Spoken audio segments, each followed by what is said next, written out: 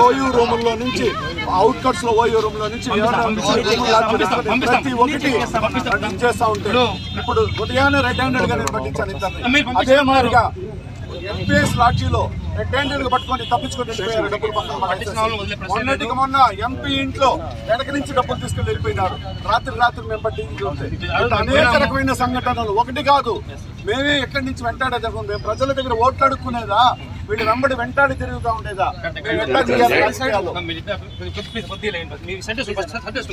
హామీ ఇస్తే రాత్రికి మొత్తం బెంగళూరులో వాళ్ళందరినీ ఖాళీ చేసి పంపిస్తానంటే దయచేసి మీరు మేము పోతున్నాము.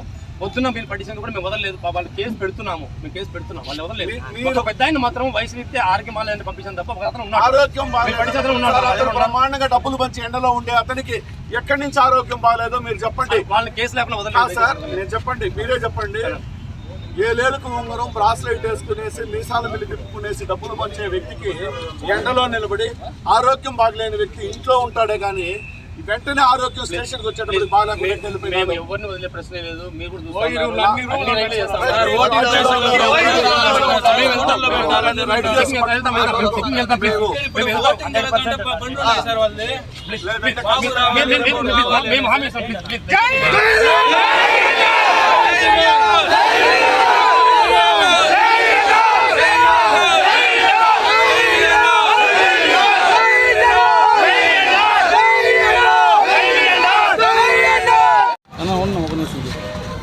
ఎన్పిఎస్ లాడ్జీలో కోట్ల సంఖ్యలో డబ్బులు పట్టుబడితే ఆ డబ్బులు అక్కడి నుంచి వదిలివేయడం జరిగింది.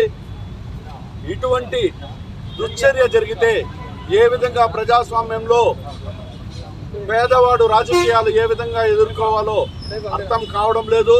కాబట్టి దీని మీద నాకు వేరే దిక్కు లేదు. ఇక్కడ ఆత్మహత్య నాకు శరణ్యం. కాబట్టి మేము స్వచ్ఛందంగా చెప్పి డబ్బులు పట్టించినవి కూడా వదిలిపెట్టేస్తే ఏ విధంగా ఎలక్షన్ చేయాలో మాకు అర్థం కాని పరిస్థితిగా ఉంది. కాబట్టి దీన్ని మేము తీవ్రంగా ఖండిస్తూ నిరసన వ్యక్తం తెలియజేస్తున్నాం. కొంతమందిని పట్టించాను. లాడ్జీలో రైడ్ చేసి భారీగా డబ్బులు దొరికినాయి. దొరికిన డబ్బులు ఎక్కడ పోయినాయో కానీ వదిలిపెట్టేశారు.